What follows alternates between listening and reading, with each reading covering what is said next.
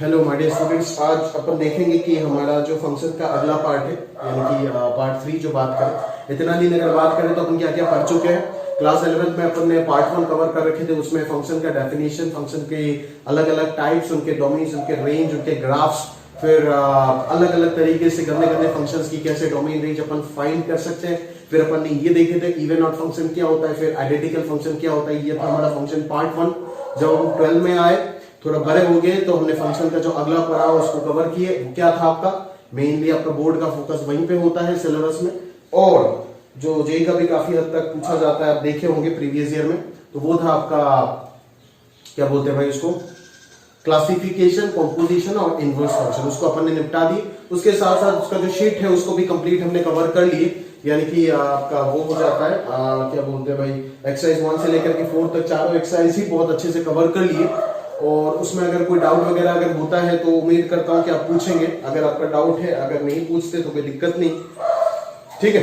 तो उसके बाद जो हम अभी जो इतना बड़ा टॉपिक है फंक्शन, उसका एंड तक आ गए, और उसमें बस हमें और 3 टॉपिक कवर करना है, पीरियडिक फंक्शन, ट्रांसफॉर्मेशन और फंक्शनल इक्वेशन।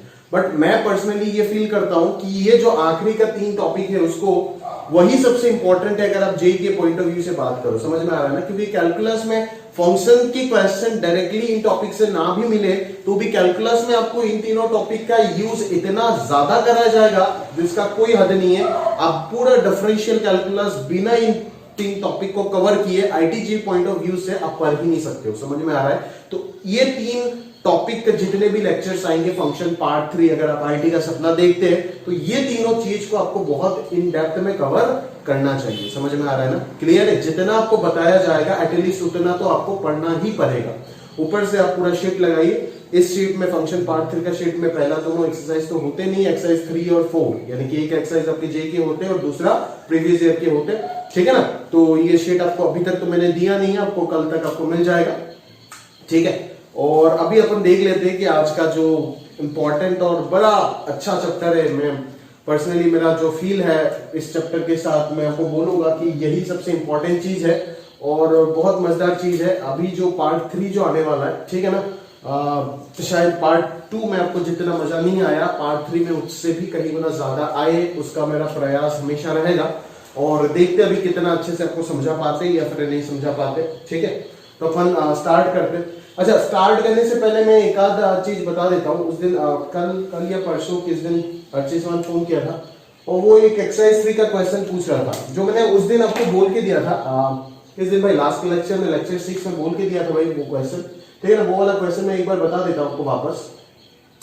ये था ना e to the power x square minus e to the power minus x square divided by e to the power x square plus e to the power minus x square, ठीक है। 2 बच्चे ने मेरे को doubt पूछे इसमें, और दोनों ही मैं डाउट पूछते हो तो बड़ा मजा आता है मुझे, क्योंकि उससे अगर कुछ अच्छा चीज निकलता है तो पूरा क्लास के साथ वो चीज शेयर करने का मौका मिलता है और सभी के दिमाग में वो चीज फिट हो जाता है। समझ में आ रहा है ना? इसीलिए बोलता रहता हूं हमेशा कि मेरा पढ़ाने से कहीं गुना ज्यादा ये इंपॉर्टेंट है कि आप कितना काम कर रहे हो, ठीक है ना। वो तो है ही कि अगर समझ ही नहीं आएगा, बेसिक अंडरस्टैंडिंग होगा ही नहीं, तो करोगे कैसे? वो तो ठीक है, बट वो उतना खास नहीं है जितना खास है आप अपना होमवर्क को प्रॉपरली करो और उसका डिस्कशंस को बहुत ही अच्छे से अटेंटिव तरीके से आप क्या करो, उसको सुनो और अटेंड करो। समझ में आया ना?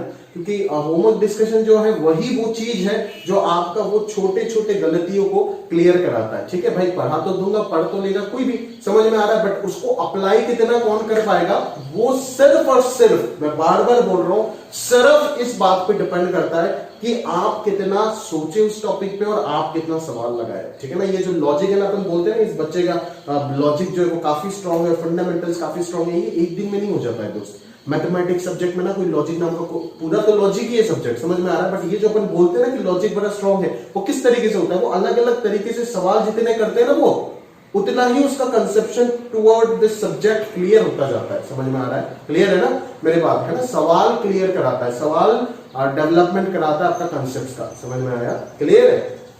तो फालतू का थ्योरी पे फोकस ना करके क्वेश्चन देखो, थ्योरी बताया तो आपको सब कुछ जा रहा है, ठीक है ना, उसमें तो कोई दिक्कत नहीं है।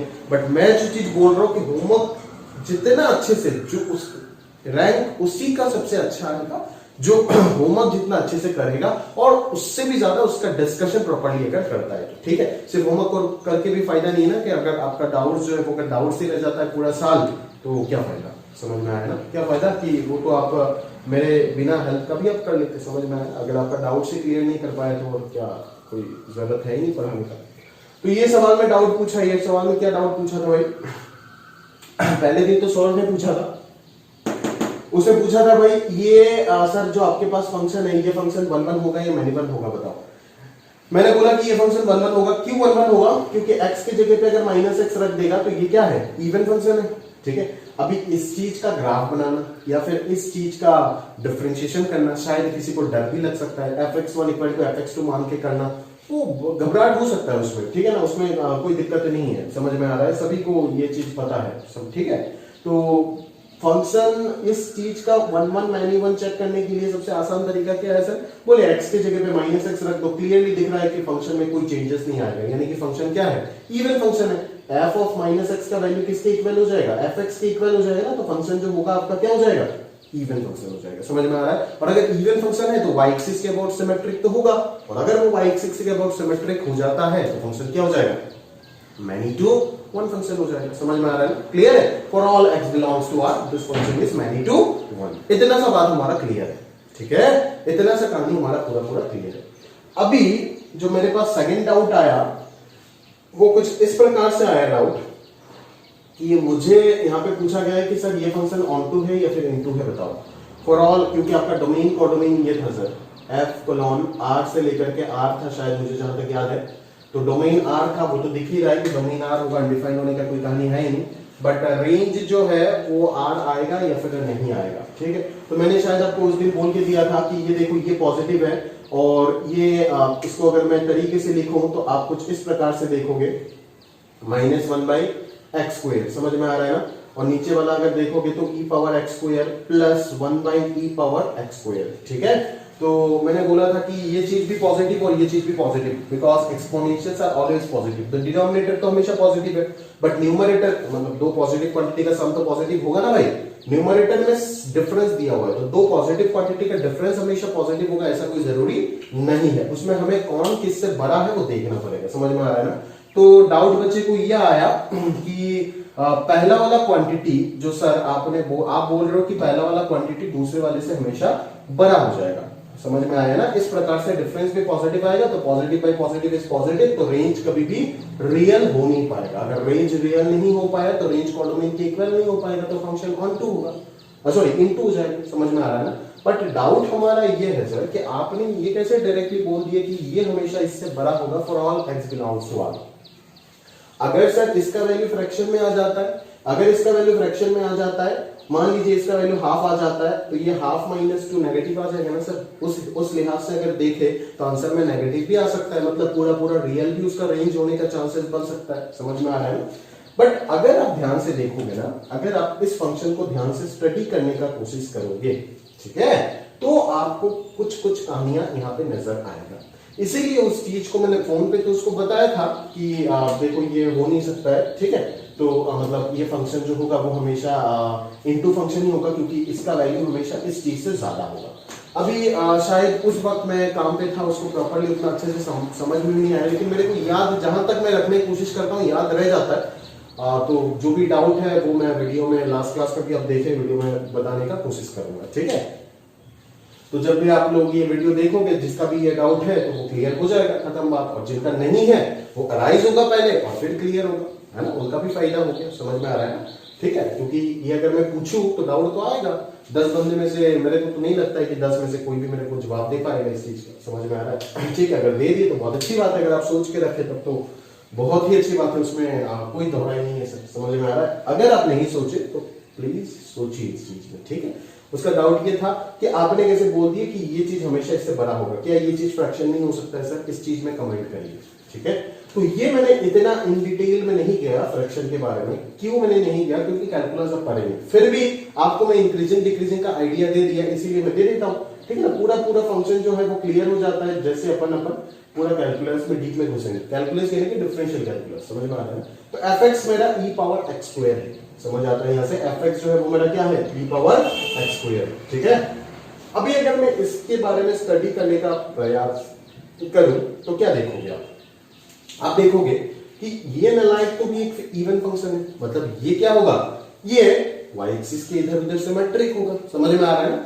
अभी अगर मैं x इक्वल टू 0 जो सबसे दुनिया का आसान वैल्यू है उसमें अगर चेक करो इसका वैल्यू तो क्या आ रहा है, 0 पे कितना आ रहा है, 1 आ रहा है, नहीं आ रहा है, 0 पे कितना आ रहा है वैल्यू, 1 आ रहा है ना, देख e टू द पावर 0 कितना होगा 1, मतलब इस पॉइंट के इधर जैसे ग्राफ होगा उधर भी एज इट इज सेम होगा because the function is even function, ठीक है। तो अभी हमें ये चेक करना है कि इधर ग्राफ कैसे होंगे और इधर ग्राफ कैसे होगा, समझ में आ रहा है ना, क्लियर है। तो अगर मैं इसको डिफरेंशिएट करूं तो आप देख सकते हो कुछ इस प्रकार से, ये अभी तक आप शायद किए नहीं हो, चेन रूल आएगा यहाँ पे, ठीक है, बट अभी के लिए बस इतना से याद रख दो ना कि सर ने बोला इसका डिफरेंशिएशन ये होगा तो मान लेते हैं। वैसे एक आध महीने बाद अपन सीख ही जाएंगे कि ये कैसे निकालते हैं, एक लल्लू सा डिफरेंशिएशन है, बट आपको चेन रूल नहीं पता होने की वजह से आप नहीं कर पाओगे शायद अभी, ठीक है। बस इतना सा मेरे ऊपर भरोसा रख दो कि भाई ये क्वेश्चन तो मैं गलत नहीं करूंगा कि e पावर x स्क्वायर का differentiation e power x square into 2x लिख दो, इतना लिख दो। अभी देखो sir 2 into e power x square ये क्वांटिटी तो हमेशा पॉजिटिव है for all x belongs to real, मैंने बोला बिल्कुल सही, ठीक है। अभी बोलोगे सर यहाँ पे तब तो डिसाइड करने वाला चीज हो गया सिर्फ एक्स, यानी कि अगर सर एक्स सबका पॉजिटिव हो जाएगा तो एफ डैश एक्स पॉजिटिव हो जाएगा, और अगर आपका एक्स जो है वो नेगेटिव हो जाएगा तो नेगेटिव इंटू पॉजिटिव, ये तो हमेशा पॉजिटिव एक्स के ऊपर डिपेंड ही नहीं करता है, ठीक है ना। For all x this is positive, ठीक है। तो ये पॉजिटिव हो गया तो ओवरऑल पॉजिटिव, ये नेगेटिव हो गया तो ओवरऑल नेगेटिव। मतलब क्या, एफ डैश एक्स पॉजिटिव और नेगेटिव होने का मतलब क्या है sir, F dash x positive और नेगेटिव होने का मतलब ये समझ आता है हमें कि फंक्शन जो है वो अगर एफ डैश एक्स पॉजिटिव है तो फंक्शन जो है वो पूरा पूरा इंक्रीज करेगा, और अगर एफ डैश एक्स जो है वो अगर नेगेटिव है तो फंक्शन जो है वो पूरा पूरा क्या करेगा, डिक्रीज करेगा। इतना सा कहानी हमारे को यहाँ पे समझ आता है, समझ में आ रहा है मेरी बात, क्लियर है। तो अभी अपन सोचते हैं इस चीज के ऊपर, देखिए जरा, ठीक है ना। तो अपन क्या सोचेंगे सबसे पहले, if x is positive then f dash x greater than 0 and if x is negative f dash x less than 0। मतलब हमें ये समझ में आ रहा है कि x अगर पॉजिटिव है मतलब इस वाले इंटरवल में f dash x greater than 0 मतलब फंक्शन जो होगा वो इंक्रीज करेगा, और इस इंटरवल में यानी कि नेगेटिव वाले इंटरवल में फंक्शन जो है वो डिक्रीज करेगा। तो अगर इस इंटरवल में फंक्शन इंक्रीज करता है तो 0 पे तो वैल्यू 1 आ रहा है, मतलब यहां से स्टार्ट होगा, और अगर यहां से वो इंक्रीज करना चालू कर देगा, 0 पे तो 1 आ रहा है और उसके बाद से अगर इंक्रीज करना है तो उसके नीचे तो नहीं आ सकता ना, उसके ऊपर ही वो ऐसे चला जाए, समझ में आ रहा है ना। इतना तेजी से वो बढ़ता जाएगा आप पूछ नहीं सकते, ठीक है ना। ऑफलाइन क्लासेस जब आओगे, ग्राफर बोल के एक ऐप होता है, उसको डाउनलोड करके दिखा दूंगा मोबाइल में कि इसका एग्जैक्ट ग्राफ क्या होता है। पूरा कैलकुलस में जितने भी ग्राफ्स बनाऊंगा सारे के सारे मोबाइल में दिखाऊंगा, बट अभी पॉसिबल नहीं है मेरे लिए, ठीक है। अभी वीडियो में कहां से ग्राफ वगैरह तेरे को दिखाऊं, सॉफ्टवेयर दिखेगा नहीं, मेरे पास उतना टेक्नोलॉजी नहीं है कि मैं प्रोजेक्टर स्क्रीन वगैरह लगा के आपको दिखाऊं, समझ में आ रहा है ना। मुश्किल से कितना कुछ अरेंजमेंट किया वो हम जानते, बट खैर उसमें आप मत सोचो, आपको जितना बताया जा रहा है उतना फोकस करो। आगे आपको ग्राफ दिखा दूंगा, या फिर अगर आपके पास है मोबाइल तो आप डाउनलोड करो ग्राफर ऐप, ठीक है। उसमें डाल करके आप 2 to the power x square 3 to the power x square का नेचर देखो कैसे आता है, आपको अपने आप समझ आ जाएगा कहानी, ठीक है। तो ये हो गया तेरा x ग्रेटर, वो सब ऐप वगैरह छोड़, ऐप थोड़ी ना लेकर के जाएगा मोबाइल आईटी के एग्जाम में, तो कंसेप्ट काम आएगा ना, कंसेप्ट को सीखने की कोशिश कर। x greater than 0 F dash x positive तो इंक्रीज हो रहा है ना, और अभी हमें पता है कि अगर ये इवन फंक्शन है तो इधर जैसे हो रहा है इधर भी कहानी वैसे ही होगा, समझ में आया, ठीक है। और इसके साथ मैच भी हो रहा है, देख x लेस देन 0 के लिए f dash x less than 0 that is function decrease होना चाहिए, और बिल्कुल फंक्शन जैसे ही माइनस इंफिनिटी से 0 की तरफ आ रहे हैं फंक्शन क्या हो रहा है, डिक्रीज हो रहा है, समझ में आ रहा है मेरी बात। जैसे ही माइनस इंफिनिटी से 0 की तरफ आ रहे हैं फंक्शन क्या हो रहा है, डिक्रीज हो रहा है, नहीं हो रहा है भाई, हो रहा है ना। तो यहां से हमारे को पता चल गया कि ये e to the power x square का जो ग्राफ होगा वो कुछ इस प्रकार से हो जाएगा, ठीक है। इस प्रकार से पैराबोला मत सोचिएगा इसको, ठीक है ना। ये मतलब और भी श्रिंक होगा, ऐसे मतलब बहुत ऐसे हो जाएगा, श्रिंक बहुत ज्यादा होगा, ठीक है। मैंने तो ये थोड़ा सा ओपन बना दिया, उतना ओपन ये नहीं होगा, ठीक है। तो इस प्रकार से हो जाएगा e to the power x square का ग्राफ। अगर e to the power x square का ग्राफ ये होगा तो हमें ये समझ में आ रहा है ना कि फंक्शन का वैल्यू तो देख 1 से नीचे कभी आया ही नहीं है, यानी कि e to the power x square का जो रेंज है वो क्या हो जाएगा, 1 से infinity for all x belongs to r, समझ में आया। तो 1 by e to the power x square का जो रेंज है वो आप समझ सकते हो, 1 by इंफिनिटी 0 और 1 by 1 1, समझ में आया ना। मतलब यहां पे आपको 1 से बड़ा वैल्यू बैठा हुआ है और यहां पे 0 से 1 के बीच का वैल्यू बैठा हुआ है, तो आप बोलो ना कभी भी क्या इसको, ये चीज कभी भी इसको हरा पाएगा, कभी नहीं हरा पाएगा, समझ में आ रहा है ना। मतलब ये क्वांटिटी इस चीज से हमेशा बड़ा होगा तो डिफरेंस जो आएगा वो हमेशा क्या आएगा, पॉजिटिव आएगा। अगर डिफरेंस हमेशा पॉजिटिव आया तो पॉजिटिव बाय पॉजिटिव आंसर भी हमेशा क्या आएगा, पॉजिटिव आएगा। तो रेंज भी हमेशा क्या आएगा, पॉजिटिव आएगा। अगर रेंज हमेशा पॉजिटिव आ गया तो जो वो है क्या बोलते हैं इसको, फंक्शन जो है वो कोडोमेन, रेंज जो है वो कोडोमेन के इक्वल नहीं आ पाएगा तो फंक्शन क्या हो जाएगा आपका, इनटू फंक्शन हो जाएगा। समझ में आ रहा है ना। तो इस प्रकार से हमने ये कहानी स्टडी कर ली, ठीक है। इस प्रकार से हमने ये कहानी जो है उस चीज को इन डिटेल में स्टडी कर ली। समझ में आ रहा है। तो इस जगह से ना मेरे मन में एक और क्वेश्चन आया, ठीक है, मेरे मन में एक और क्वेश्चन आया अभी कि मैं आपको ना इस चीज का, ये फंक्शन के बारे में इतना कुछ बात कर लिया ना, तो इसका इनवर्स भी बता देता हूं एक साथ। समझ में आ रहा है। शीट में ऐसा तो कोई क्वेश्चन नहीं था ना e⁻x² का इनवर्स निकालो, ठीक है, ये भी बता देता हूं एक साथ। चलो ग्राफ अगर बना ही लिया तो थोड़ा सा मेहनत कर लेते ना, इनवर्स बना लेते, ठीक है। देख लेते चलो कहानी क्या हो रहा है, देख लेते अच्छे से। तो इस चीज को मैं थोड़ी देर के लिए इरेज कर रहा हूं, जगह नहीं है क्योंकि उधर लिख करके रखा कुछ थियरी है ना, तो वो जरूरत होगा, इरेज नहीं कर पाएंगे, इसीलिए इसी चीज को निपटा रहे हैं। उम्मीद करता हूं कि आप समझे होंगे, है ना, इन डिटेल में डेप्थ में जाकर के बात को पकड़ने का कोशिश कर रहे हो, जहां तक मैं आपको ले जाने का प्रयास कर रहा हूं, ठीक है। तो अभी हमारा जो अगला काम है वो क्या है, वो काम है कि सर आप e⁻x² जो फंक्शन है, इस फंक्शन का क्या बताओ, इनवर्स बताओ। समझ में आ रहा है।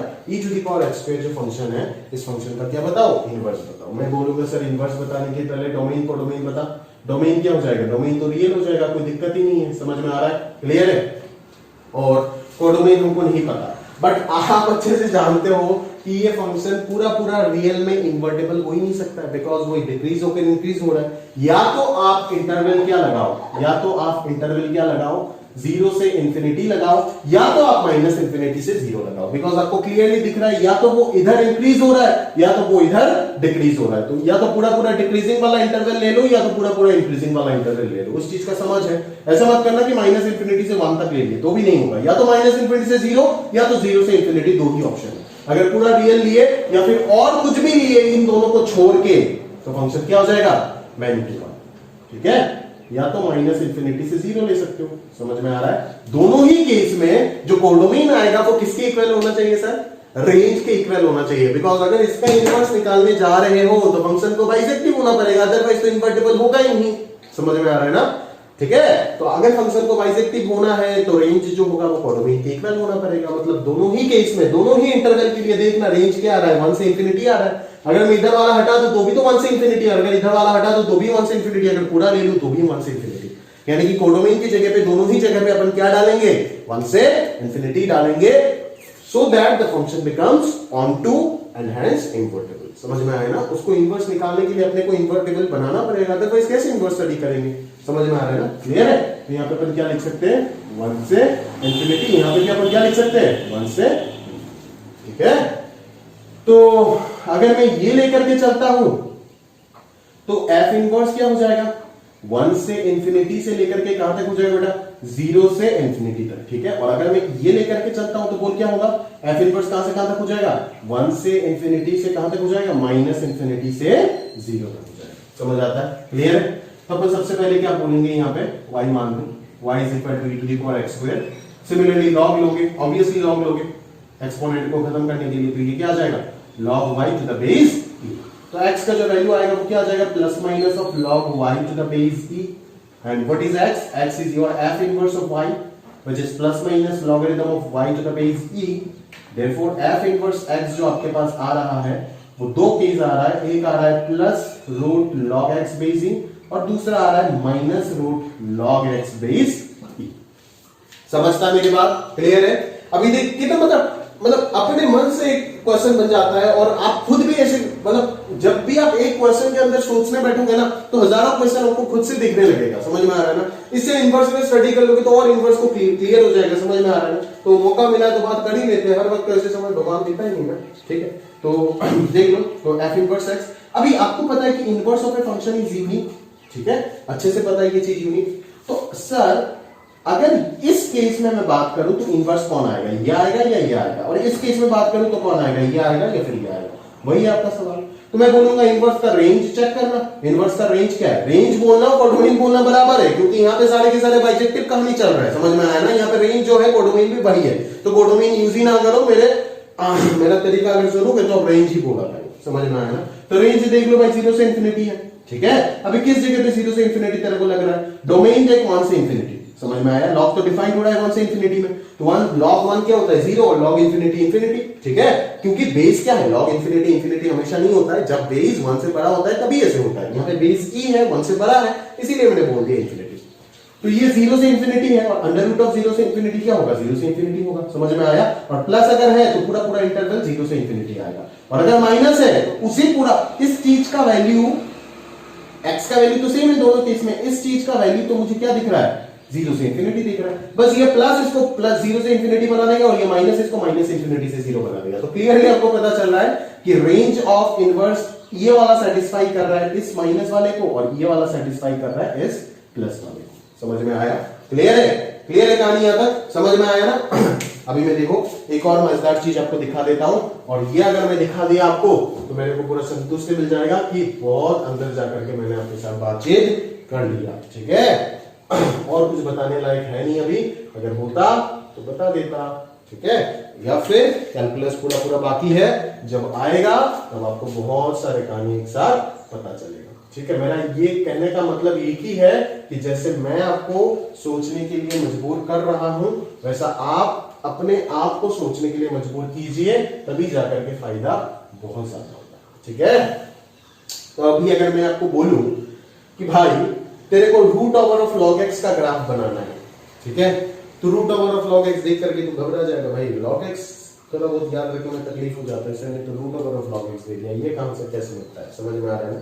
तो अभी तू यहां से निकाल सकता है, समझ में आ रहा है? बोले सर हमें पता कैसे चलेगा? नहीं, आप डायरेक्टली इस चीज को स्टडी करोगे for this function to be defined. चलो मैं बाद में बता रहा हूं, पहले इस चीज को बता देते। देख अगर मैं ये केस उठाता हूं तो ये केस का डोमेन क्या? 0 से इंफिनिटी। 0 से इंफिनिटी में e to the power x square का ग्राफ क्या था? यहां से स्टार्ट हो रहा था, हो रहा था कि हो रहा था? यहां से स्टार्ट होकर के ऐसे जा रहा था भाई, समझ में आ रहा है? क्लियर है? ये है तेरा y x लाइन, समझ में आया? क्लियर है? तो इस चीज का मिरर इमेज क्या आ जाएगा? ऐसे आ जाएगा, ठीक है ना? तो अगर ये e to the power x square है तो ये क्या बन जाएगा? Root over of log x बन जाएगा। log x का वैल्यू 1 पे क्या आ जाएगा? 0 आ जाएगा, ये देखो 0, समझ में आया ना? उसके बाद चल रहा है। आप अगर ऐसे सोचना चाहते हो कि सर इसका वैल्यू डायरेक्ट, इसका ग्राफ डायरेक्ट, मैं ऐसे आपको रिलेशन दिखा रहा हूं कि ये सेटिस्फाई कर रहा है। देखो अगर इधर वाला होता, यानी कि नीचे वाला अगर होता तो क्या हो जाता? ये हो जाता। ये देखो आपका y x लाइन, समझ में आया ना? तब आपका minus root over of log x जो है उसका ग्राफ क्या हो जाता? उसका ग्राफ हो जाता यहां से लेकर के ऐसे, क्योंकि इसका मिरर इमेज ये है, ठीक है ना? This is the graph of minus root over of log x and this is the graph of plus root over of log x. समझ में आया? क्लियर है? कोई डाउट होगा? समझ में आया ना? अगर आप बोलते सर कि डायरेक्टली अपन root over of log x जो है उसका ग्राफ कैसे बनाए, तो मैं बोलता अच्छा इस रूट को डिफाइन होने के लिए लॉग एक्स को क्या होना पड़ेगा? ग्रेटर देन 0 होना पड़ेगा, that is x greater than equal to क्या होना पड़ेगा? 1। मतलब इस फंक्शन को डिफाइन होने के लिए इसका डोमेन क्या हो गया? 1, ठीक है। और 1 से इसको डिफरेंशिएट करके देख लेंगे कि इस इंटरवल के लिए ये क्या है? इंक्रीजिंग है, तो इंक्रीज करा देंगे। इसके बिना भी आप इसका ग्राफ बना सकते हो, ऐसे नहीं, बट मैं आपको इन दोनों का रिलेशन को अच्छे से समझा रहा हूं, ठीक है। तो मेरे को लगता है कि काफी बातचीत कर चुके हैं।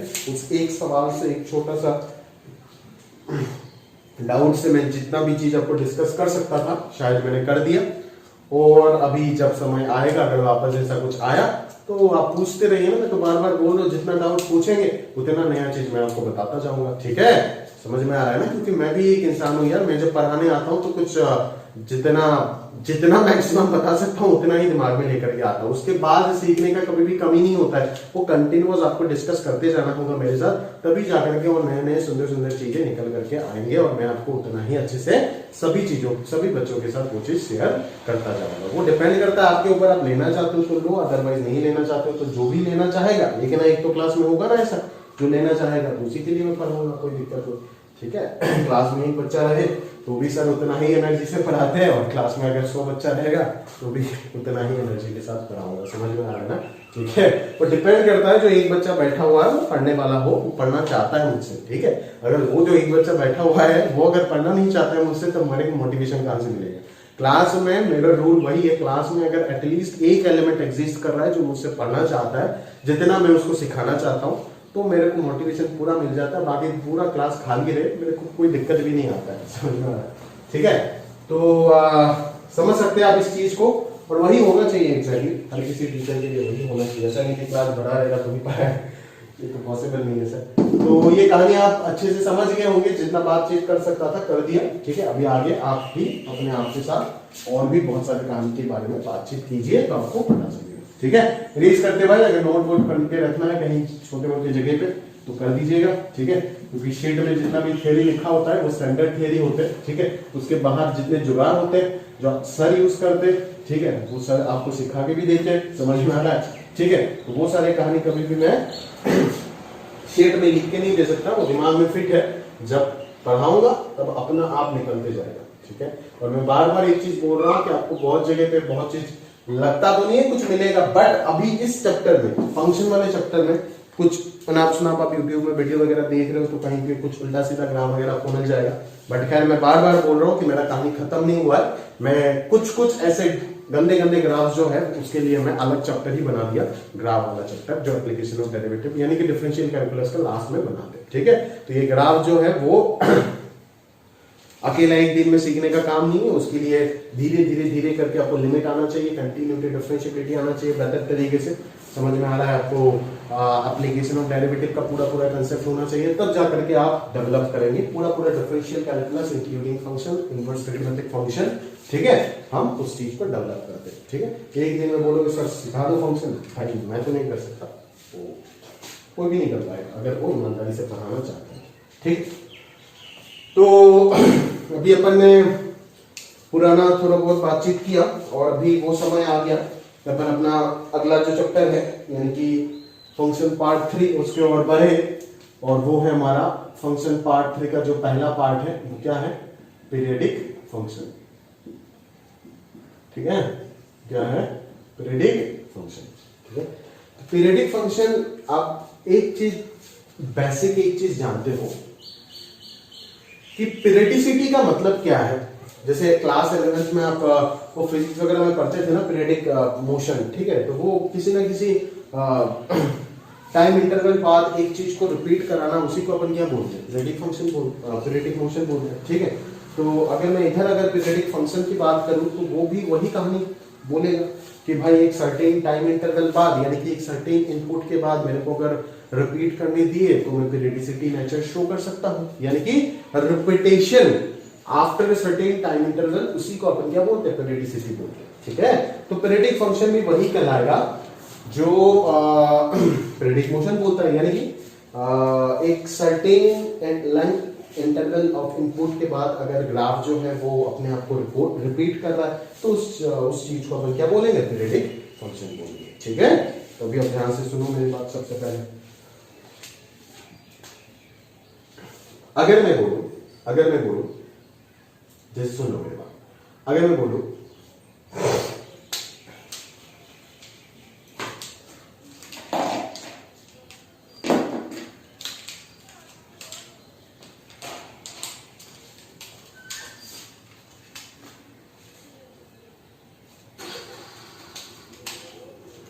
से चालू करते हैं।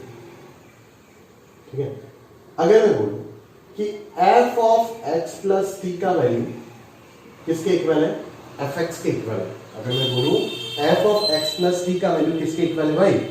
fx के इक्वल है, तो आप fx जो फंक्शन है ना उसको क्या बोल सकते हो?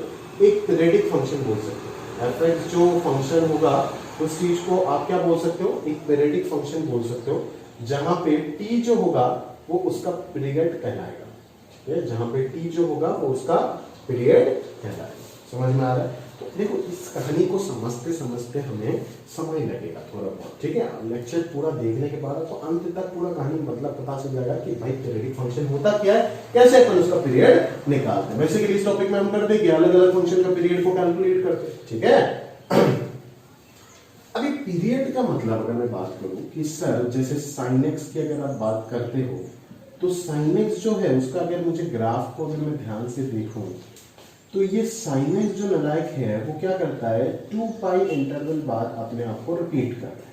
देख पा रहे हो, सभी देख पा रहे होंगे कि यहां से लेकर के यहां तक ये जो 2 पाई, ये पाई होता है, ये 2 पाई होता है, ये 2 पाई चक्कर बाद अपने आप को वापस 2 पाई रिपीट कर रहा है, वापस 2 पाई रिपीट कर रहा है। समझ में आया ना, इधर भी 2 पाई रिपीट कर रहा है। कोई बच्चा बोलेगा कि सर आपने 0 से क्यों काउंट किए, ये देखो मैं आपको दिखाता हूँ 2 पाई, यहां से लेकर के ये वाला हिस्सा, मेरा देखने का अंदाज थोड़ा अलग है सर, तो मैं ये वाला हिस्सा को रिपीटेशन देख रहा हूं, आप इस वाले हिस्से को रिपीटेशन देख रहे हो, मैं ये वाले हिस्से का रिपीटेशन देख रहा हूं। सही है, तेरा नजरिया बिल्कुल सही है, तेरा भी पीरियड जो है वो 2 पाई ही आएगा। समझ में आ रहा है, ठीक है। कोई बोलेगा कि सर मैं यहां से लेकर के मैं यहां तक स्टार्ट करूंगा, मेरा तो देखने का नजरिया सबसे अलग है सर, मैं तो ऐसे देखूंगा चीजों को। समझ में आ रहा है, ये चीज कहां से कहां तक रिपीट हो रहा है वो देखूंगा।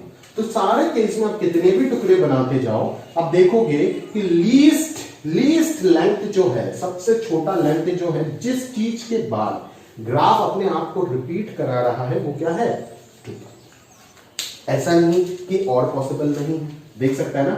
अगर कोई बोलता है कि सर मेरा तो देखने का नजरिया गजब का, अपन यहां तक देखेंगे और वापस यहां तक चलेंगे, समझ में आ रहा है, बोले अपन तो ये देखेंगे कि ये सांप जो है वो रिपीट होता जा रहा है, तो बोलूंगा सही है भाई तेरे बात, ठीक है। तो उस केस में तेरा जो पीरियड हो जाएगा वो 2 पाई से 4 पाई बन जाएगा। समझ में आ रहा है। कोई बोल सकता है सर 6 पाई, कोई बोल सकता है 8 पाई, कोई बोल सकता है 1000 पाई, कुछ भी बोल सकता है।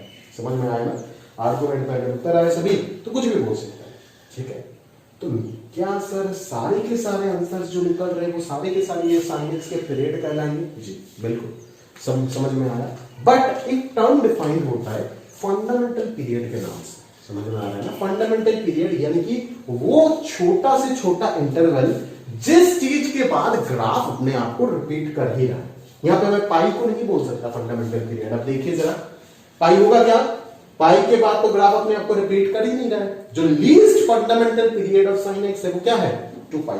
और वो एग्जाम में क्वेश्चन में मेंशन नहीं करता है कभी फंडामेंटल पीरियड। पीरियड बोलने से ही अपन समझ जाते हैं कि क्या कौन सा पीरियड का बात चल रहा है। ये हजारों पीरियड का बात नहीं चल रहा है, जो लीस्ट पॉसिबल लेंथ जिसके बाद ग्राफ अपने आप को रिपीट कराना, फंक्शन अपने आप को रिपीट कराना शुरू किया, वो है आपका पीरियड ऑफ दैट फंक्शन।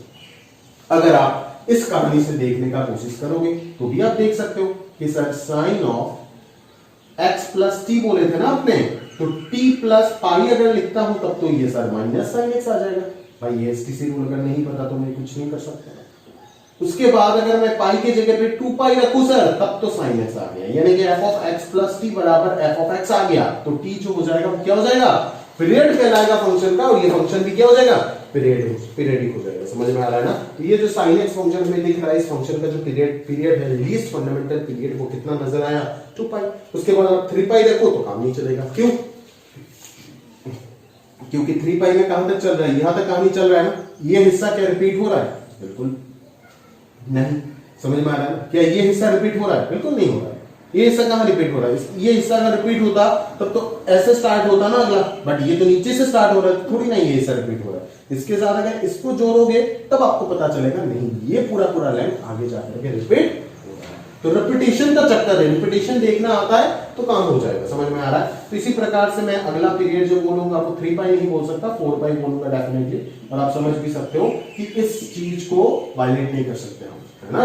ये जो चीज जनरेट हुआ वो यही सारे ऑब्जर्वेशन से जनरेट हुआ। समझ में आ रहा है ना। F of x plus T बराबर एफ एक्स, अगर F of x plus T बराबर एफ एक्स होता है तब जाकर के अपन बोलेंगे F x is a periodic function.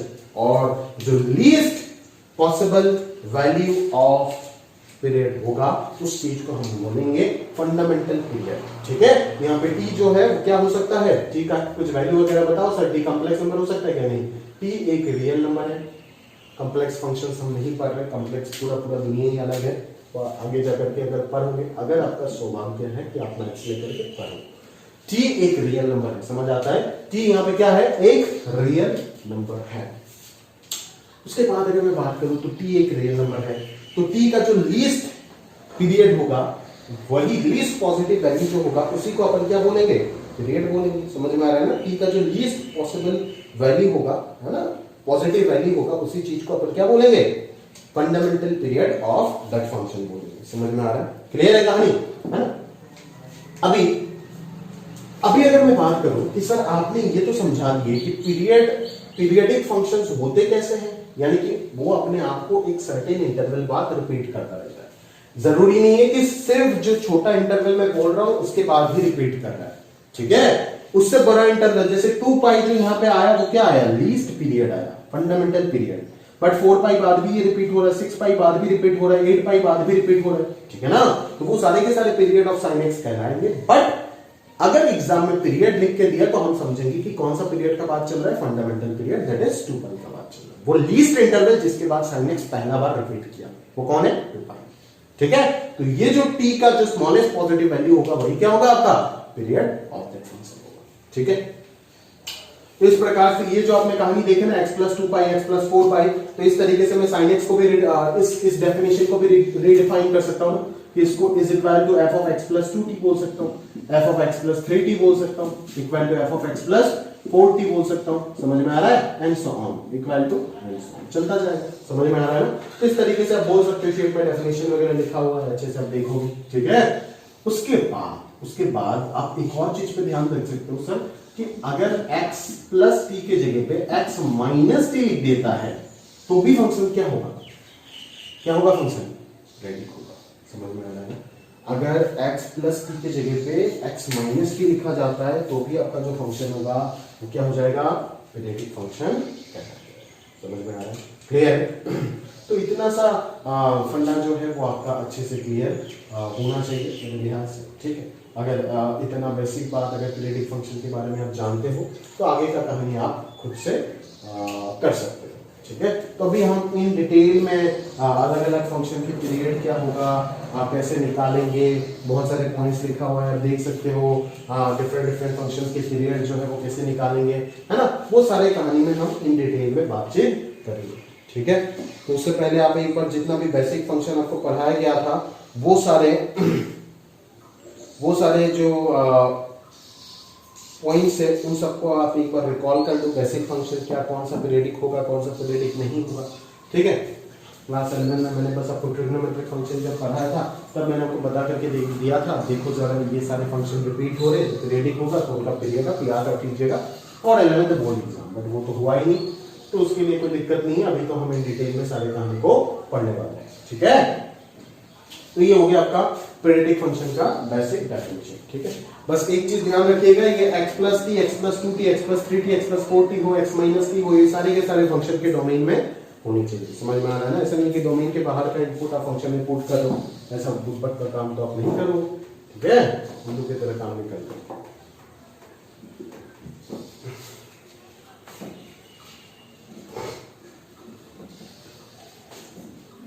तो आगे का कहानी देखते हैं, आगे क्या क्या मिलता जाता है देखते हैं सर एक एक करके।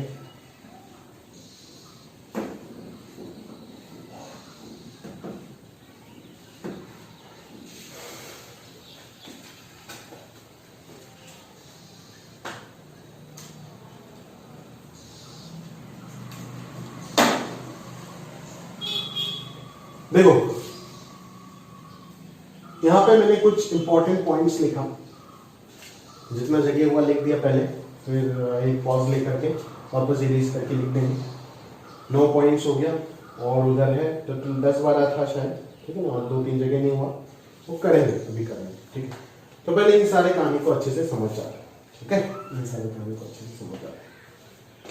आपको बोला गया कि अगर पहला पॉइंट आप अगर देखो कि fx is periodic with period t, then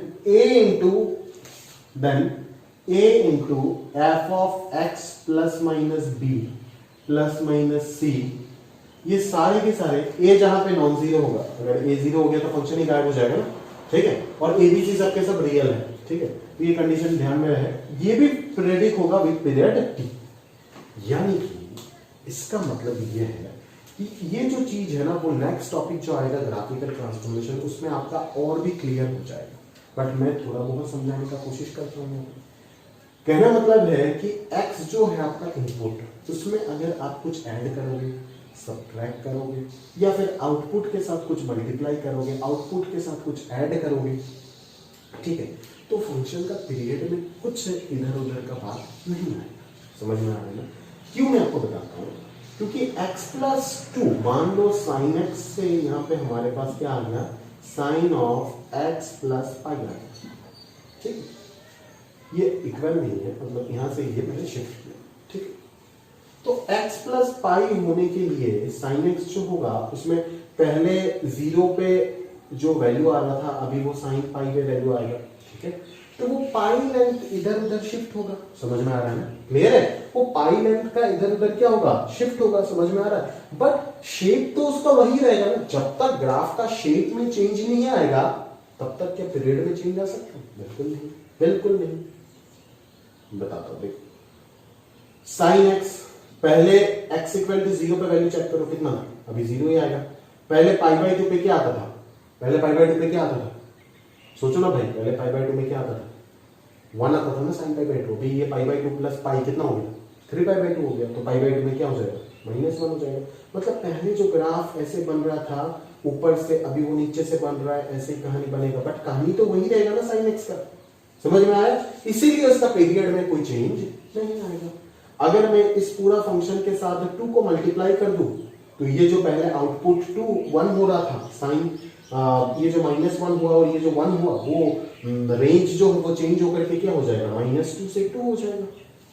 तो ग्राफ बढ़ जाएगा ना ऐसे। समझ में आ रहा है ना? बड़ा हो जाएगा ग्राफ। दिख रहा है ना आपको?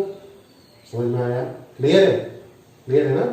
ये हो जाएगा तेरा देख -1 और ये हो जाएगा 1। ठीक है, ये 1 -1 1 रहेगा। अभी -1 और 1 में मैक्सिमम वैल्यू नहीं आएगा। अभी कहां पे मैक्सिमम वैल्यू आएगा? अभी -2 और 2 हो गया उसका मैक्सिमम वैल्यू, मिनिमम वैल्यू। समझ में आ रहा है ना? क्लियर है? इस प्रकार से आप सोच सकते हो। उसके साथ अगर +3 कर दिया तो ग्राफ ऊपर चला जाएगा, -3 कर दिया तो ग्राफ नीचे आ जाएगा। बट ग्राफ का शेप में तब तक कोई चेंज नहीं आएगा जब तक आप x का कोएफिशिएंट में कोई मल्टीप्लिकेशन ना लगाओगे। समझ में आ रहा है? क्लियर है? पक्का? क्लियर? तब तक कोई चेंजेस नहीं आ सकता है जब तक मैं x का कोएफिशिएंट को क्या ना कर दूं, चेंज ना कर दूं। ठीक है, तो उस चीज को आपको ध्यान से समझना पड़ेगा। ठीक है ना? तो यहां पे आप देख सकते हो कि अगर मैं x का कोएफिशिएंट में मैं अगला वाले पे चेंज कर, समझ में आ रहा है ना? देखो fx से मैंने क्या कर दिया, f of x plus b कर दिया। ठीक है, बट यहां पे मैंने कोई चेंजेस नहीं किया। यहां पे x का कोएफिशिएंट को सेम रख के बाकी सारे दुनिया में अगर मैं चेंज करूं तो पीरियड में कोई इफेक्ट नहीं होगा। समझ में आया? क्लियर है? जैसे अगर मैं तुमको दिखाने का कोशिश करूं तो देखोगे x का कोएफिशिएंट चेंज करके दिखा रहा हूं। देखो साइन x से मैंने क्या बना दिया, साइन 2x बना दिया। ठीक है, तो अभी इस चीज का ग्राफ बनाने का कोशिश कर दो। x इक्वल टू 0 पे क्या होगा? 0। पाई बाई 2 पे पहले क्या हो रहा था? 1 हो रहा था। अभी पाई बाई 4 पे अगर पुट करोगे तो ही क्या हो जाएगा? 1 हो जाएगा। मतलब पाई बाई 4 पे क्या हो जाएगा? 1 हो जाएगा। पाई बाई 2 में अभी क्या हो जाएगा? पाई हो जाएगा, 0 हो जाएगा ना भाई। फिर 3 पाई बाई 2 पे पहले क्या हो रहा था? -1 हो रहा था। अभी 3 पाई बाई 2 पे क्या हो जाएगा? साइन 3 पाई 0 हो जाएगा ना। और इनके बीच में जो वैल्यू आएगा उसमें -1 हो जाएगा। समझ में आ रहा है? और पाई पे क्या हो जाएगा भाई? पाई पे क्या हो जाएगा? साइन 2 पाई 0 हो जाएगा। मतलब अभी जो कहानी बन गया वो कुछ इस प्रकार से बन गया ना तेरा कहानी। Sorry, pi by 2, 3 pi by 2, फिर पाई, ऐसे बन गया। समझ में आया? पहले का ग्राफ देखो जरा, साइन एक्स का ग्राफ देखो, 0 से पाई में कैसा होता था? कैसे होता था 0 से पाई? समझ में आ रहा है ये बात? अरे भाई रुक जा, 3 पाई बाई 2 कहां से आ गया? 1.5 पाई, ये तो 2 पाई हो जाएगा। ये पाई बाई 2 हो गया ना, ये 3 पाई बाई 4 है। हाँ, ये 3 पाई बाई 4 है और ये है आपका, ये 3 पाई बाई 2 नहीं है, ये है आपका पाई 2। ठीक है, 3 पाई बाई 2 तो उसके बाद आएगा। ठीक है ना? तो अभी आप देखो कि कहानी जो है वो क्या हो रहा है। पहले 0 से पाई में एक लूप बन रहा था इधर। ठीक है, अभी पूरा लूप बन गया। समझ में आ रहा है ना? यानी कि पहले जो साइन एक्स का फंडामेंटल पीरियड था 2 पाई, अभी इस 0 से 2 पाई के बीच में साइन 2x का ग्राफ क्या हो गया? 2 बार कर दिया ना। वही चीज को वो 2 बार रिपीट कर देगा 0 से 2 पाई में। समझ में आ रहा है? पहले जो एक बार रिपीट हो रहा था, अभी वो वही कहानी 2 बार रिपीट हो गया। तो इसका लीस्ट फंडामेंटल पीरियड 2 पाई रहेगा क्या? अभी नहीं रहेगा। क्या हो जाएगा? पाई हो जाएगा। ये देखो ना, इतना सा इंटरवल बाद ही तो अभी रिपीट होना स्टार्ट हो गया ना ग्राफ। इतना सा इंटरवल बाद ही तो अभी रिपीट होना स्टार्ट हो गया, तो इसका लीस्ट फंडामेंटल पीरियड क्या हो जाएगा, पाई हो जाएगा। तो अभी आप देख रहे हो कि इधर कुछ चेंजेस नहीं हो रहा था, बट अभी ग्राफ पहले से श्रिंक हो गया, यानी कि अभी उसका पीरियड में क्या आएगा, चेंजेस आएगा।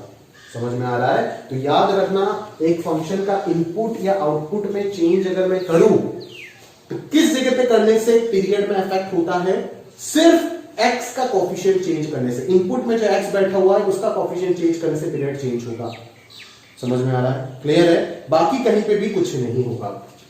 अगर sin x का पीरियड 2 पाई है तो 2 sin x का पीरियड भी 2 पाई रहेगा। समझ में आ रहा है? 2 sin x के साथ अगर तू x+3 कर देता है तो भी पीरियड 2 पाई रहेगा। ग्राफ का नेचर चेंज होगा, वो कैसे बनाएंगे वही तो ट्रांसफॉर्मेशन में सीखेंगे, बट पीरियड 2 पाई होगा। जहां पे भी ग्राफ जाएगा, जा करके जो रिपीटेशन का मिनिमम इंटरवल होगा वो 2 पाई ही होगा। समझ में आ रहा है? क्लियर है? यहां पे प्लस में जगह पे माइनस लगा, कोई फर्क नहीं पड़ेगा। ठीक है? इनफैक्ट 2 sin, अगर मैं 3x नहीं, इसमें तो चेंज हो जाएगा, x - 5 + 7, इस फंक्शन का पीरियड भी कितना होगा, 2 पाई ही होगा, क्योंकि यहाँ पे आउटपुट चेंज हुआ, यहाँ पे आउटपुट चेंज हुआ, यहाँ पे सॉरी यहाँ पे इनपुट शिफ्ट हुआ, यहाँ पे आउटपुट चेंज हुआ, यहाँ पे आउटपुट मल्टीप्लाई हो गया। जो भी हुआ, x का मल्टीप्लीकेशन तो नहीं हुआ ना, x का कोफिशिएंट तो चेंज नहीं हुआ। हमें क्या पता चला यहाँ से कि x का कोफिशिएंट जब चेंज होगा तब जाकर के पीरियड में इफेक्ट होगा। बाकी दुनिया में कुछ भी चेंज करे पीरियड में कोई इफेक्ट नहीं होगा। +7 करे कुछ इफेक्ट नहीं होगा, मल्टीप्लाई 2 करो, -5 करे कोई दिक्कत नहीं, किसी प्रकार से कोई चेंजेस नहीं आएगा। बस एक ही जगह पे चेंजेस आएगा अगर x का कोफिशिएंट चेंज हो गया तो। समझ में आ रहा है? क्लियर? क्लियर है ना? तो उम्मीद करता हूं कि पॉइंट नंबर 1 को मैं आपको समझा पाया, और अगर नहीं समझा पाया तो ग्राफिकल ट्रांसफॉर्मेशन जब अगले लेक्चर में करेंगे कवर, तो उस जगह पे आप और अच्छे से इसको सीख जाएंगे। समझ में आ रहा है? तो ये पहला पॉइंट हमने कवर कर लिया। वही पहला पॉइंट में जो चीज समझाया, देख वही चीज तुम्हें लिखा हुआ है, fx is periodic with period t, then f of ax plus b, अभी x का कोफिशिएंट को चेंज किया a से, is also periodic with period t by mod a। mod a क्यों लगा? बोले सर आप यहाँ पे 2x + 3 भी लिख सकते हो, तब तो काम चल जाएगा। और अगर -2 लिख देते हो, पीरियड के नेगेटिव हो जाएगा? नहीं, पीरियड तो हमेशा पॉजिटिव होगा, t का वैल्यू हमेशा पॉजिटिव होगा। समझ में आ रहा है ना? लीस्ट फंडामेंटल पीरियड कभी भी नेगेटिव बोल देंगे क्या? बिल्कुल नहीं बोल सकते। t तो रियल नंबर हो सकता है period negative, but least fundamental period को हम हमेशा क्या बोलते हैं? पॉजिटिव। और ये लीस्ट फंडामेंटल पीरियड है, इसीलिए मल्टीप्लस लगाया। समझ में आ रहा है? क्लियर है? बट वो तो आप समझ जाओगे, बट उस चीज को समझो कि t डिवाइडेड बाय mod, देखना यहाँ पे sin 2x यहाँ पे 2 था, sin x का पीरियड क्या था? sin x is a periodic function with period 2 पाई, तो जब भी यहाँ पे 2 से स्केलिंग किया तो a का वैल्यू क्या आ गया? 2, तो 2 पाई डिवाइडेड बाय 2, तो इसका पीरियड कितना आ जाएगा? पाई आ जाएगा। और देखो मिल भी रहा था, इसका पीरियड कितना? पाई। समझ में आया ना? तो बार बार ये चीज मैं आपको बोल रहा हूं, अगर किसी फंक्शन का पीरियड t है तो उस फंक्शन का इनपुट में चेंज करो, आउटपुट में चेंज करो, कहीं पे भी कुछ भी चेंजेस कर लो, कोई फर्क नहीं पड़ेगा। पीरियड में ग्राफ चेंज होगा, डोमेन चेंज होगा, रेंज चेंज होगा, सारे का ही चेंज होगा। डोमेन, अगर इनपुट आउटपुट ये सारे फंक्शन का अगर मैं यहाँ पे स्टैक लगा देता हूं तो क्या डोमेन सेम रह जाएगा? नहीं रहेगा ना भाई, चेंज होगा ना, बिल्कुल चेंज होगा।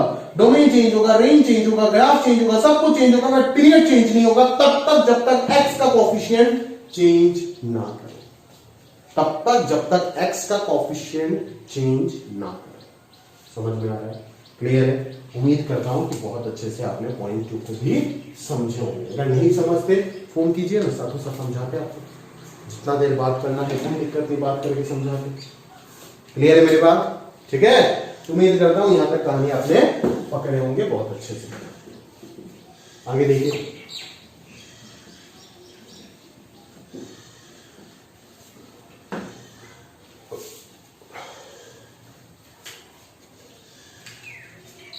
चलो, तो ये हो गया आपका t by modulus of a का कहानी। अभी अगर मैं बात करूं कि अभी कुछ रिजल्ट्स हैं जिनको हम स्टडी करेंगे। sin to the power nx, cos to the power nx, cosec to the power nx या sec to the power nx, tan cot छोड़ के बाकी चारों के पावर में अगर n है तो उनका पीरियड 2 पाई कब होगा? जब n ऑड होगा, और उनका पीरियड पाई कब होगा? जब n इवन होगा। याद रख लो, याद रख लो। ऑब्जर्व रिजल्ट दिखा दूंगा एक आध एग्जांपल लेकर। समझ में आ रहा है? उनका पीरियड 2 पाई कब होगा? जब n ऑड होगा। उनका पीरियड पाई कब होगा? जब n इवन होगा। यानी कि ये चारों ट्रिग्नोमेट्रिक फंक्शन की पावर में अगर ऑड लगा देता है तो पीरियड क्या आएगा? 2 पाई। अगर इवन आ जाता है तो पाई पीरियड क्या हो जाएगा? पाई हो जाएगा। और tan और cot की पावर में कुछ भी लगा, ऑड लगा या फिर इवन लगा, उनको फर्क नहीं पड़ता, उनका पीरियड हमेशा क्या होता है? पाई ही होगा। समझ में आ रहा है? चल जरा समझने का कोशिश करते हैं एक आध एग्जांपल से ये पॉइंट, इन दोनों पॉइंट को। ठीक है, चल तो चलिए देखते हैं एक आध बार। मार्कर पेन का इंक खत्म हो गया। अगर इंक खत्म हो गया ना भाई तो फंस जाऊंगा पूरे तरीके से। तो शांत नहीं कीजिएगा। मेरा बॉक्स में जितना भी मार्कर है खत्म, और मेरा गांव पे मुझे मार्कर पेन कहीं पे नहीं मिलेगा। तो क्या करना पड़ेगा? क्या क्लास बंद करना पड़ेगा सर? नहीं, तब अपन इसको पलट देंगे, चौक से लिखेंगे। लेकिन मेरा जुकाम का काफ़ी प्रॉब्लम हो जाता है, इसीलिए तब मेरे को नरेंद्र मोदी का बात मान के मास्क पहनना पड़ेगा। खैर पहनता तो हूँ मैं, ऐसा नहीं पहनता तो हूँ, बट अभी क्लास के टाइम में अगर मास्क पहने तो बात ही नहीं कर पाएंगे भाई। एक्स वाई, ठीक है, देखिए दिखाते आपको एक आध कहानी। जैसे साइन एक्स को बना देते, पहले साइन एक्स को बना देते।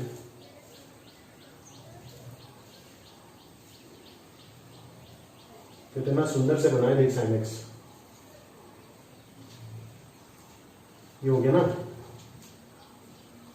मान लो 0 पाई 2 पाई 3 पाई सफिशियंट है, माइनस पाई माइनस 2 पाई। ठीक है, ये वैल्यू कितना भाई? 1। ये वैल्यू कितना? माइनस। ज्यादा नहीं समझाऊंगा, दो चीज लेकर के समझाऊंगा, odd even, sine square sine cube. देख इसके साथ साथ ना ये जो बीच बीच में, मेरा आदत नहीं है कि एक साथ फंक्शन में जितना भी ग्राफ्स आते हैं सारे एक साथ पढ़ा दो। ये बीच बीच में जो भी आ रहा है, जैसे साइन स्क्वायर साइन क्यूब, अभी जरूरत हुआ तो अभी साइन स्क्वायर साइन क्यूब सिखा दिया। समझ में आ रहा है? उधर आया था जरूरत क्या? Root over of log x minus root over of log x, तो उधर सिखा दिया। आगे और कुछ आएगा, लॉग फ्रैक्शन साइन फ्रैक्शन, ये सब सिखा देंगे। समझ में आ रहा है ना? थोड़ा थोड़ा थोड़ा थोड़ा करके आगे लेकर के जाएंगे। एक साथ में सब बता देंगे धराशायी तो पहले फंक्शन का पहला पार्ट भी छोड़ देगा, बोलेगा आईआईटी मैथमेटिक्स मुझे नहीं है।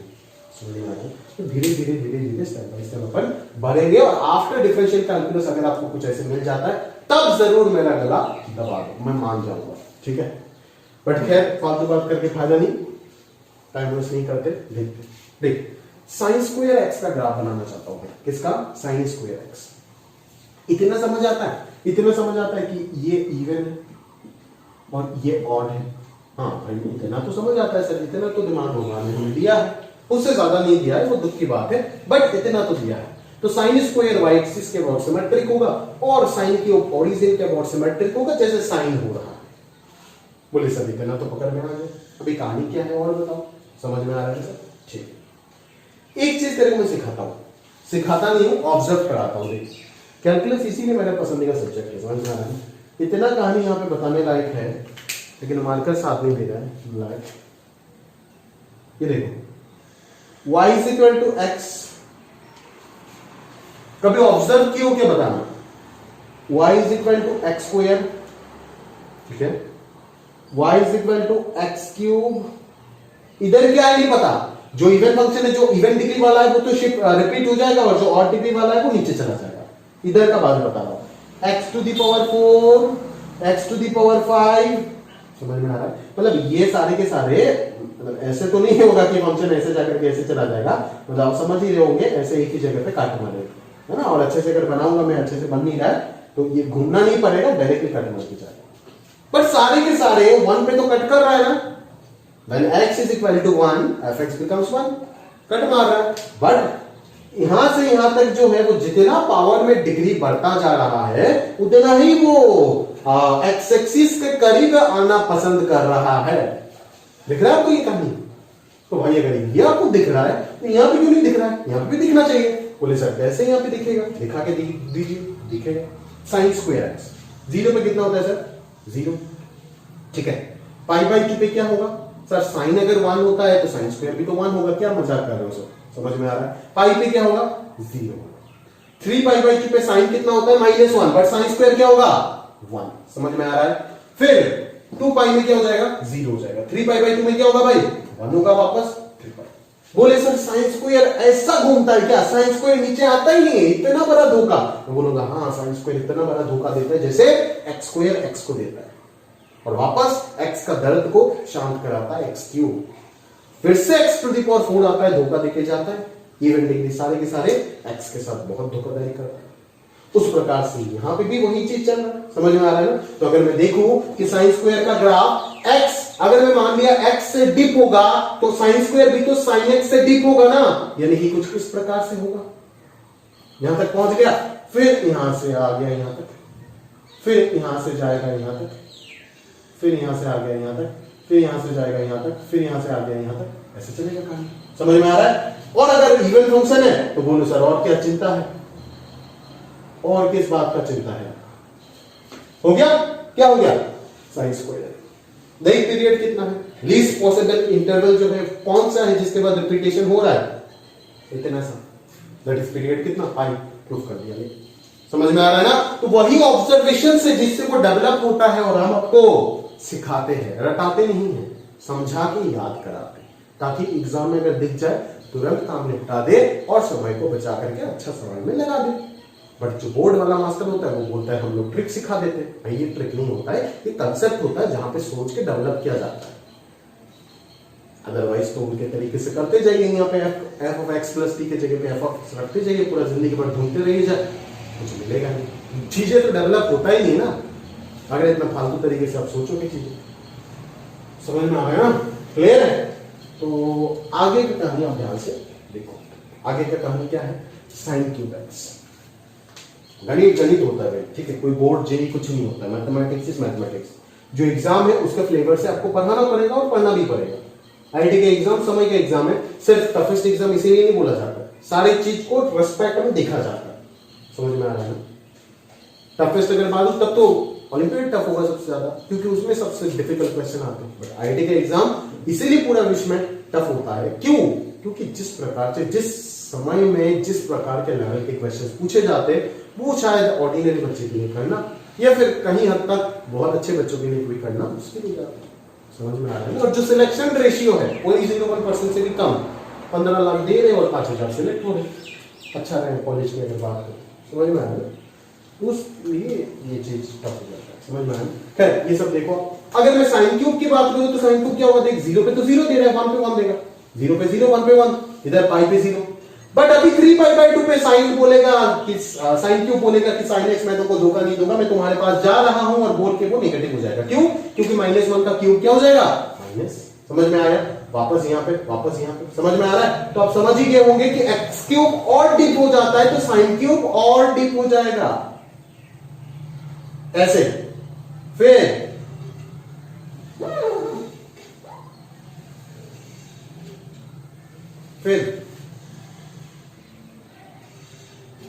ऐसे चलेगा नहीं चलेगा भाई,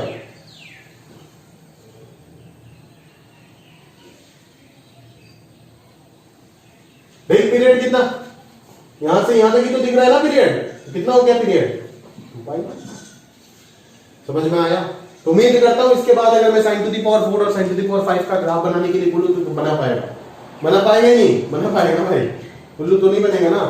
sin to the power 4 even function है, सिमेट्रिक दिखाना, इधर बना करके इससे नीचे और थोड़ा डीप जाएगा, ऐसे हो जाएगा, और sin टू द पावर 5 इधर जाकर के इधर। समझ में आ रहा है, क्लियर है। तो इस प्रकार से आप सारे कहानी को क्या कर सकते हो, ड्रॉ कर सकते हो, और उसका पीरियड भी जज कर सकते हो। ठीक है, तो इस लिहाज से मैंने आपको ये दोनों पॉइंट्स प्रॉपर्ली एक्सप्लेन कर दिया। टेन कॉट आप खुद से बना करके देख लीजिएगा, सेम कहानी आएगा, चाहे ऑड हो इवन हो, कोई फर्क नहीं पड़ेगा, पीरियड कितना आएगा पाई आएगा। जैसे मैंने सिखाया ना उसी प्रकार से देखो काम कर जाएगा। ठीक है, तो ये 3-4 वाला फंडा हो गया। अगर लिखना चाहता है तो नोट कर ले, ठीक है, पॉज करके नोट कर ले।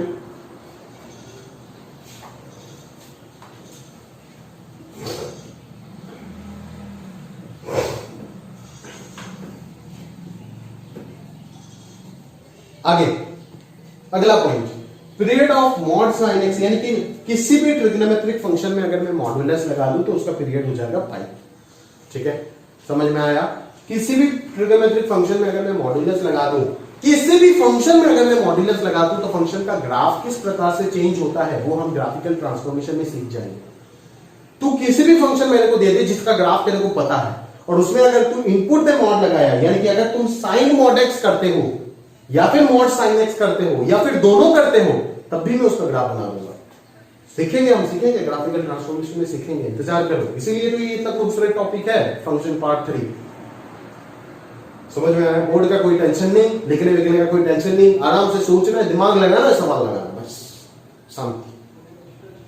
नहीं आ रहा है? समझ में आया? दिमाग लगाना, दिमाग का खेल, दिमाग का खेल तो मजा आता है। ये लिखना लिखना क्या भाई, सोचने बैठेंगे तो खुद भी लिख लेंगे। तो लिख के दिया, फालतू बात नहीं करना है, सब कुछ लिख के दिया, कराया सब कुछ, तो करना तुम्हारा रिस्पॉन्सिबिलिटी है। कैसे लिखना है, क्या करना है, सब कुछ सपोर्ट से बता करके दिया।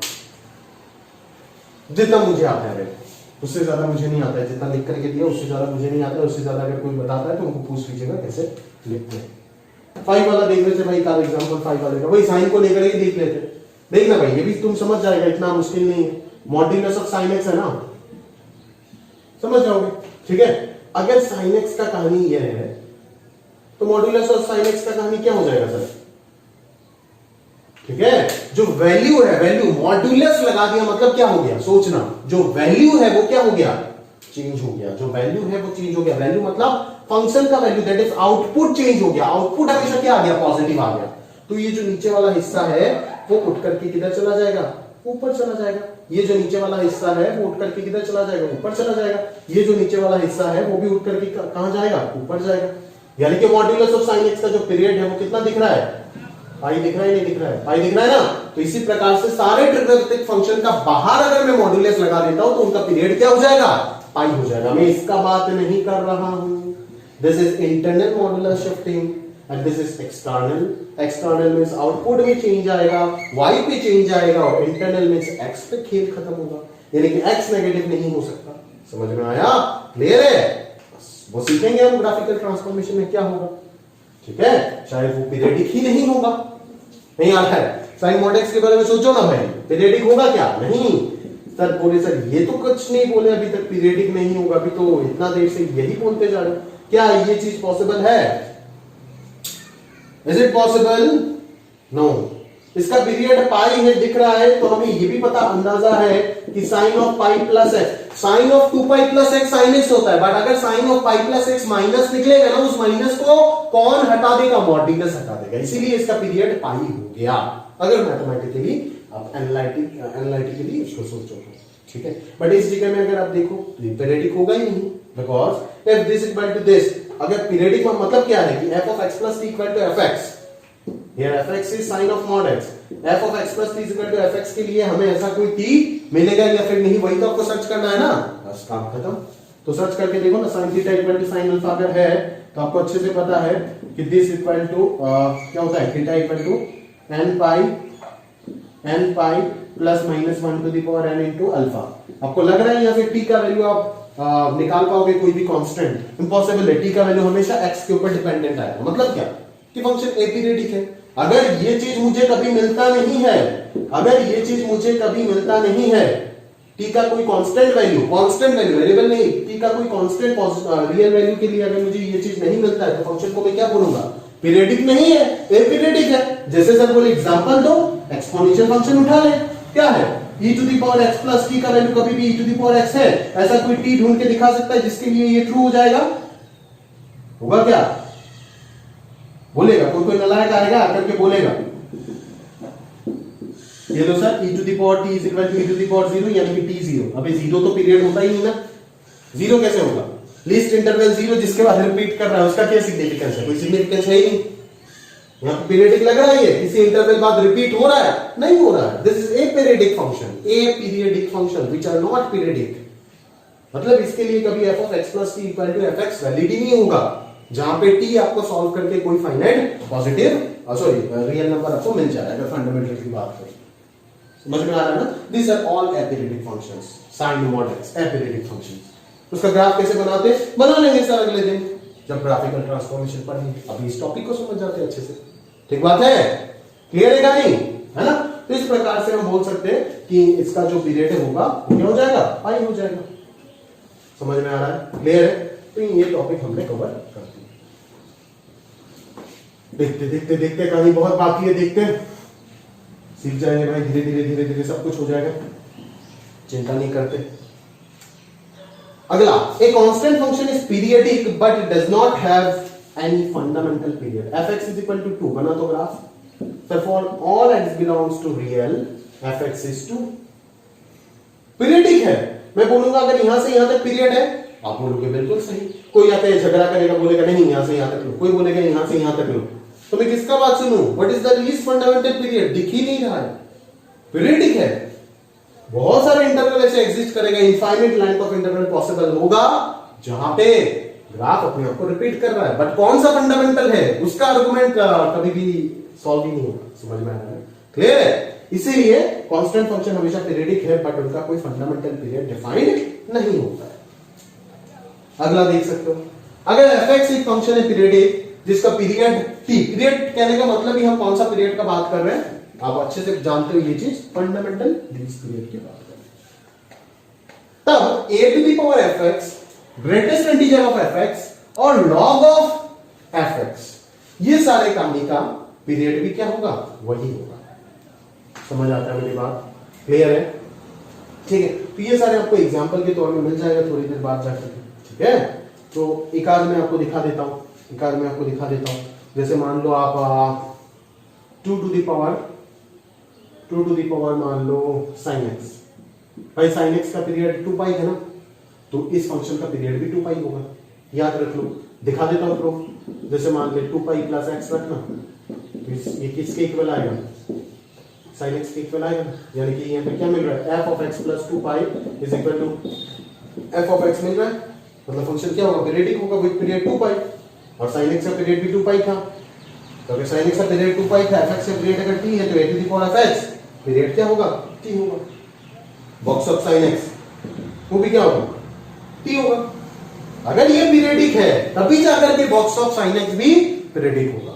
अगर fx पीरियडिक है जिसका पीरियड t है, तभी जाकर के बोला, अभी box of e to the power x थोड़ी ना बोलेंगे, ये तो पीरियडिक है ही नहीं, बट ये पीरियडिक है, तो box of sin x box लगने के बाद भी उसका पीरियड क्या रहेगा? वही रहेगा।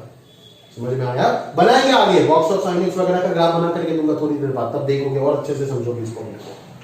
लॉग सेम कहानी चलेगा, लॉग में भी, ठीक है? लॉग में भी क्या चलेगा? सेम कहानी चलेगा, क्लियर है?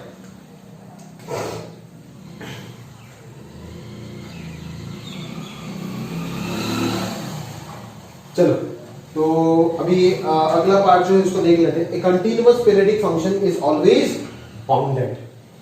ए continuous periodic function is always bounded. समझ में आया? क्लियर है? एक कंटीन्यूअस पीरियडिक फंक्शन अगर है तो हमेशा को क्या होगा? बाउंडेड होगा। पता ही चल रहा है आपको, पीरियडिक फंक्शन अगर है तो कभी अनबाउंडेड हो सकता है कि इंफिनिटी माइनस इंफिनिटी तक जाएगा, जाएगा वो x में जाएगा, बट y पे तो कभी नहीं जा सकता है ना। y पे अगर इंफिनिटी माइनस इंफिनिटी तक चला गया तो पीरियडिक कैसे होगा? रिपीटेशन कहां पे है? नहीं हो सकता। समझ में आ रहा है ना? ठीक है, तो लास्ट पॉइंट जो है उस चीज को देख लेते हैं हम। अगला पॉइंट जो है gx अगर पीरियडिक है तो fog x भी आपका क्या होगा? पीरियडिक होगा, बट आपका जो दोनों फंक्शन है gx और fog x, उन दोनों का पीरियड अलग अलग भी हो सकता है, ठीक है? अगर gx पीरियडिक है तो fog x भी पीरियडिक होगा, अगर fx पीरियडिक है तो gof x भी पीरियडिक होगा। अंदर वाला अगर पीरियडिक है तो ओवरऑल फंक्शन पीरियडिक होगा ही होगा। समझ में आ रहा है? क्लियर है? ठीक है ना? बट दोनों का पीरियड अलग अलग भी हो सकता है। जैसे मैं आपको एक एग्जांपल यहां पे लिख करके दिया, कोसाइन ऑफ sin x, आप देख सकते हो sin x का पीरियड कितना है? 2 पाई। समझ में आया मेरी बात? क्लियर है? तो cos ऑफ sin x भी क्या होगा? पीरियड होगा ना। 2 पाई प्लस x किसके इक्वल आ जाएगा? cos of sin of x के इक्वल आ जाएगा। समझ में आ रहा है ना? जो कि किसके इक्वल आ गया? fx के इक्वल आ गया ना। f of x plus 2 pi fx के इक्वल आ गया, दैट इज फंक्शन जो होगा वो पीरियडिक हो जाएगा विद पीरियड 2 पाई। बट यहां पे गॉफ x का पीरियड जो भी 2 पाई होगा उसका कोई गारंटी नहीं है। देखोगे यहां पे पीरियड पाई हो रहा है। कैसे सर? अगर मैं आपको दिखाऊं कि इस गॉफ x को अगर मैं कोई भी मान लो fx ही नाम देता हूं, नया कोई fx, cos of sin x, तो इस फंक्शन का पीरियड देखो पाई भी हो रहा है। पाई भी हो रहा है, ध्यान से देखो, sine of pi plus x, sine of pi plus x क्या हो जाता है, माइनस साइन एक्स होता है, बट कॉस बाहर होने की वजह से cos of minus theta will be cos theta. तो यहाँ पे फंक्शन क्या आ गया, वापस fx के इक्वल आ गया। तो यहाँ पे फंक्शन का पीरियड जो होगा वो लीस्ट फंडामेंटल पीरियड क्या हो जाएगा, पाई हो जाएगा, ना कि 2 पाई।